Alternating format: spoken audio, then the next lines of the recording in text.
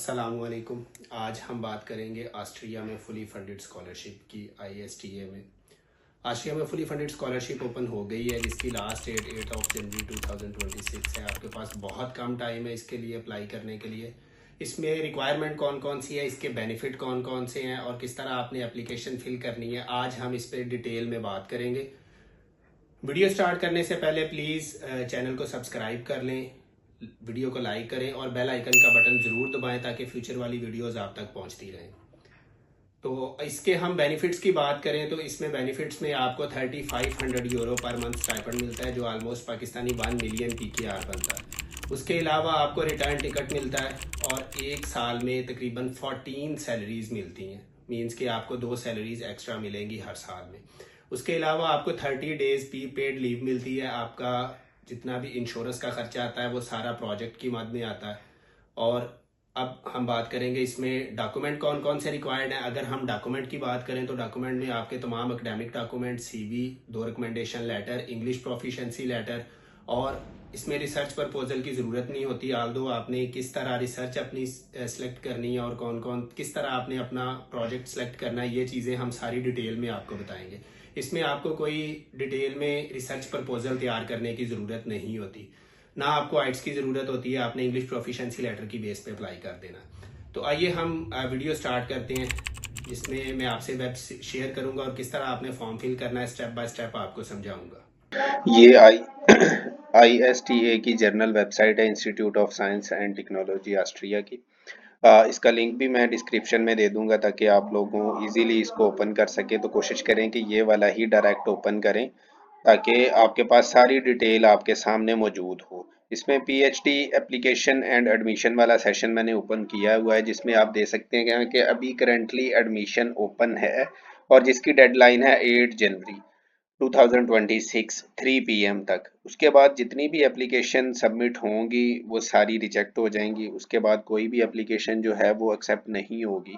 और उसके बाद जो रेफरेंस सबमिट करवाने की जो भी आप रेफरीज अटैच करेंगे, उन रेफरीज की लास्ट डेट 11 जनवरी 2026 ऑलमोस्ट रात 12 बजे तक है। तो इसमें आप देख सकते हैं कि कौन कौन से बैचलर और मास्टर के स्टूडेंट एलिजिबल हैं। बैचलर के किस तरह हैं कि जो लास्ट सेमेस्टर्स में हैं, सॉरी, बैचलर एंड मास्टर्स के जो लास्ट सेमेस्टर में स्टूडेंट हैं वो इसके लिए एलिजिबल हैं। इसमें हम देख सकते हैं कि मास्टर डिग्रीज में कौन कौन से आप PhD में अप्लाई कर सकते हो, जिसमें biology, chemistry, neuro science, mathematics, computer science, physics, data science and astronomy and earth sciences, ये सारे सब्जेक्ट्स और ये सारी डिग्रीज आपके पास अवेलेबल हैं।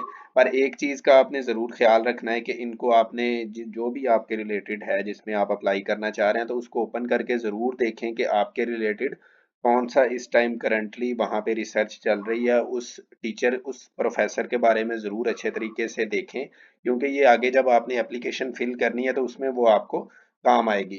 तो इसमें आपने सिंपल सपोज फिजिक्स अगर हम ओपन करते हैं फिजिक्स पे, तो फिजिक्स में अगर हम देखें तो करंटली इनके पास astronomy, condensed matter physics, earth sciences और soft matter biophysics, atomic and molecular and optical physics, optics and photonics, quantum physics, mathematical physics, इन सब में कौन कौन से आगे इनको सुपरवाइजर डील कर रहे हैं।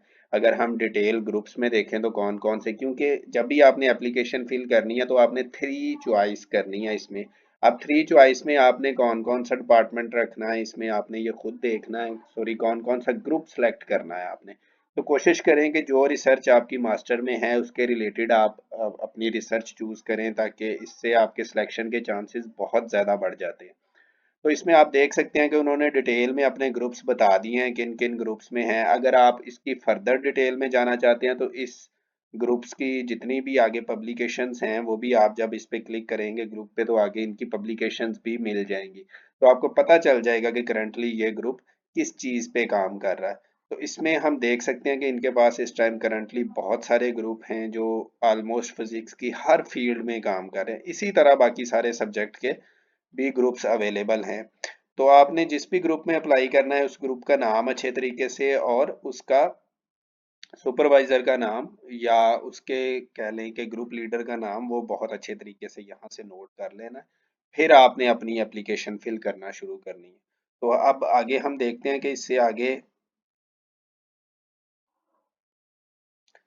इससे आगे हम किस तरह अप्लाई करना है, तो ये आपके सामने सिंपल, यही दोबारा आपने बैक उसी पोर्टल पे आ जाना है जो पहले स्टार्ट में हमने एप्लीकेशन पोर्टल ओपन किया हुआ था। तो इसमें सिंपल आपके सामने बटन है अप्लाई नाउ पे। जब आप अप्लाई नाउ पे क्लिक करोगे तो नेक्स्ट आपके सामने इनका लॉगिन ऑप्शन आ जाएगा, जिसमें अगर आपके पास लॉगिन है तो आपने ईमेल और पासवर्ड डालना है तो लॉगिन हो जाएगा। अगर ईमेल पासवर्ड सॉरी आपने रजिस्टर्ड नहीं किया हुआ तो आई नीड टू रजिस्टर्ड। और आई नीड टू रजिस्टर में सिंपल आपके पास तीन चीज़ें हैं, जिसमें आपका फर्स्ट नेम है, लास्ट नेम है, ईमेल है और पासवर्ड है। और उसके बाद रजिस्टर्ड करने के बाद आपको अगेन ईमेल रिसीव होगी, उस ईमेल को आपने कंफर्म करना है, तो आपका ये अकाउंट इस पे क्रिएट हो जाएगा। देन अगेन आपने पीछे दोबारा लॉगिन वाले पोर्शन पे चले जाना है तो अपना लॉगिन करना है। आप इस पे लॉगिन करेंगे तो नेक्स्ट आपके पास जो पेज ओपन होगा उसमें ये स्टार्ट एप्लीकेशन पे क्लिक करने के बाद आपने नेक्स्ट अपनी एप्लीकेशन को स्टार्ट, नेक्स्ट आगे जितनी भी एप्लीकेशन इंस्ट्रक्शंस हैं वो इस पेज पे दी गई हैं। आपने ऑलमोस्ट सारी इंस्ट्रक्शन पढ़ने के बाद पर्सनल डाटा फिल करना है। पर्सनल डाटा फिल करने के बाद बाकी जितनी भी चीज़ें हैं इसमें ये सारे पर्सनल रिलेटेड है। पर्सनल चीज़ें फिल करने के बाद आपने नेक्स्ट इसमें एजुकेशन फिल करनी है। अपनी एजुकेशन में बैचलर डिग्री इक्विवेलेंट, उसमें सिटी, ये सारी चीज़ें, एक्सपेक्टेड ईयर और किस मंथ में आपने ग्रेजुएशन कंप्लीट की थी, किस मंथ में ग्रेजुएशन स्टार्ट की थी। उसके बाद लोवेस्ट पॉसिबल ग्रेड, मतलब बैचलर में आपका जो लोवेस्ट पॉसिबल ग्रेड है। इसमें आपको बता दूं कि जैसे अगर हम 4 सी जी पी ए की बात को काउंट करते हैं तो उसमें आप हाईएस्ट जो पॉसिबल ग्रेड होता है वो 4 पॉसिबल होता है। उसके बाद अगर लोवेस्ट है या जिसको हम पासिंग मार्क्स कहते हैं, तो जो एफ़ से ऊपर है, मोस्टली 50% चलता है, तो एफ़ से ऊपर जो भी ग्रेड आएगा वो कंसीडर होगा इसमें lowest C G P A. तो आई थिंक सो कि ये 1 के इक्वल होता है। अगर आप 4 ग्रेड में देखें तो उसमें जो पासिंग है वो 1 होता है। उसके बाद बाकी एवरेज ग्रेड क्या होता है, और जो अगर आप बैचलर डिग्री जीपीए कन्वर्ट करें, ये इस सेंस में कि अगर आपने जीपीए में नहीं किया हुआ, बाकी जो आपने इसमें लिया है वो 4 पॉइंट स्केल में जो आपका जनरल फाइनल ग्रेड आ गया वो आपने लगा देना है। उसके बाद अगर अब भी फाइनल ग्रेड अवार्डेड नहीं हुआ तो आपने इस फॉर्म को चेक कर देना है, तो आपसे वो ग्रेड के बारे में नहीं पूछेंगे। वो फर्दर आगे प्री रिसर्च एरियाज़, इसमें वही रिसर्च एरियाज़ हैं जो स्टार्ट में मैंने आपको ओपन करके दिखाए थे। यहाँ पे आपने 3 रिसर्च एरियाज़ ओपन कर लेने हैं। अब आप इसमें एक चीज़ देखेंगे कि अगर आप सपोज़ फ़िज़िक्स में जाते हैं तो फ़िज़िक्स में देखें बहुत सारे आगे हैं। तो ये वही ग्रुप हैं जो स्टार्टिंग में मैंने आपको बताए थे कि ये ग्रुप आपने ध्यान से सिलेक्ट करने हैं। उन ग्रुप्स में पहले आपने अच्छे तरीके से उन ग्रुप को स्टडी कर लेना है कि किस ग्रुप में आप फिट आ रहे हो, तो देन आपने वो ग्रुप सेलेक्ट करना है। तो ये वो सारे ग्रुप हैं। उन ग्रुप्स के बाद आपने 3 to 5 पर्सन नेम्स सेलेक्ट करने हैं। ये आपने ऐसे ही हवा में सेलेक्ट नहीं कर देने, प्लीज़ आपने वही सेलेक्ट करने हैं जो वहाँ पे आपके रिलेटेड हो। इसमें अगर आप सपोज़ मैंने पहले, तो ये वही सारे लोग हैं। इनमें आपने अब 3 to 5 प्रोफेसर्स को सिलेक्ट करना है कि जिनको आप सेलेक्ट करना चाह रहे हैं या जिनसे आपकी स्टडी मैच करती है। उसके बाद बाकी ये एक ही सबसे जो मेन चीज़ थी, मेन टॉपिक था कि जिस चीज़ का आपने ख्याल रखना है वो ये है। तो यहाँ पे आपने सिलेक्शन करते हुए बहुत ज़्यादा ख्याल रखना है कि आपने टू द पॉइंट जो आपके एग्जैक्ट मास्टर की रिसर्च के रिलेटेड लोग हैं आपने उनको टारगेट करना है, तो आपकी सिलेक्शन के चांसेस बहुत ज़्यादा बढ़ जाते हैं। बाकी जनरल क्वेश्चन है वो भी उन्हीं के रिलेटेड हैं। इसमें उन्होंने उन पेपर्स के बारे में पूछा हुआ है कि जो कौन से ऐसे पेपर हैं उन्हीं लोगों के, जिन लोगों को आप सेलेक्ट करोगे ना, आपने उन्हीं लोगों के पेपर्स का DIO यहाँ पे मेंशन करना है कि वो पेपर आपने एक तो पढ़ लिया और दूसरा वो किस तरह आपने, मतलब उनका वो प्रोजेक्ट क्यों लाइक कर रहे हैं, किस बेस पे लाइक कर रहे हैं, या आपकी उससे रिलेशनशिप क्या है। इस वजह से आपने ये एक्सप्लेन करने के बाद ब्रीफली एक्सप्लेन करना है और उसका DOI यहाँ पे साथ में लिख देना है कि आपने किस पेपर की बेस पे ये सारा कुछ किया। यहाँ पे जर्नल ये 3 जो क्वेश्चन है ये उन्हीं ग्रुप्स के रिलेटेड हैं। तो इसको आपने अच्छे तरीके से एक्सप्लेन करना है। और इसमें अगर है कि अगर कोई और इसके अलावा कोई ग्रुप है जो यहाँ पे मेंशन नहीं है, या आपने पीछे 3 to 5 में से भी एक्स्ट्रा है, तो आप उस ग्रुप के बारे में यहाँ पे लिख सकते हैं।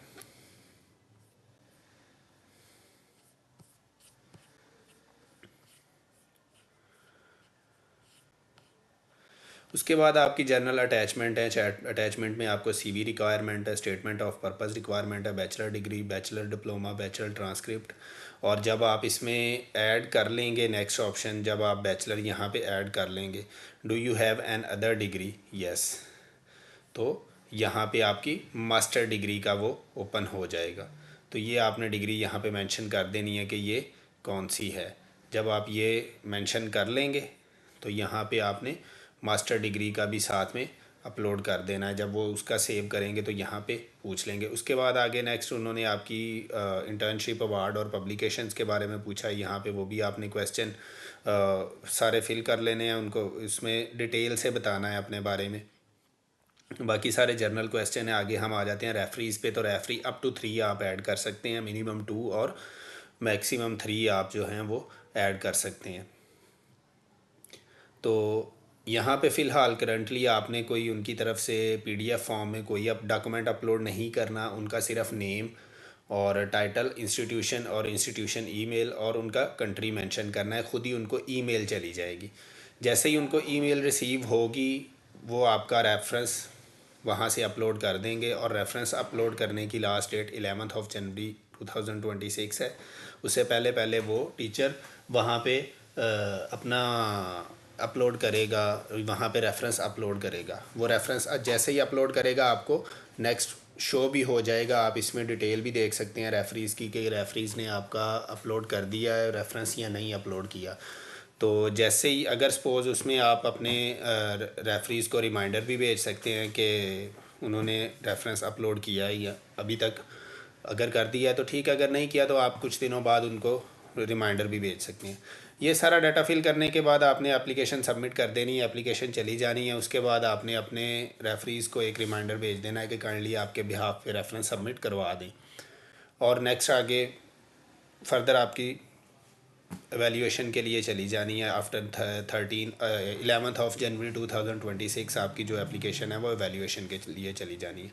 उसके बाद आपको फर्दर ये शॉर्ट लिस्ट करेंगे। शॉर्ट लिस्ट के बाद आपको इंटरव्यू के लिए बुलाएंगे। इंटरव्यू के बाद आपकी जनरल सिलेक्शन होगी और उसके बाद आपके साथ कॉन्ट्रैक्ट साइन हो जाएगा। और होप्स हो कि इसमें एक्सपेक्टेड जो क्लासेस स्टार्ट होंगी वो अगस्त ऑफ 2026 में स्टार्ट होंगी। Best of luck. बहुत शुक्रिया वीडियो देखने का। उम्मीद है आपको सारी समझ आ गई होगी। इसके अलावा अगर कोई भी आपका क्वेश्चन है तो कमेंट बॉक्स में आप पूछ सकते हैं। अगेन मैं आपको एक बात बताऊं कि प्लीज़ चैनल को सब्सक्राइब कर लें और बेल आइकन का बटन ज़रूर दबाएं ताकि फ्यूचर वाली सारी वीडियोज़ आप तक पहुंचती रहें। बहुत शुक्रिया।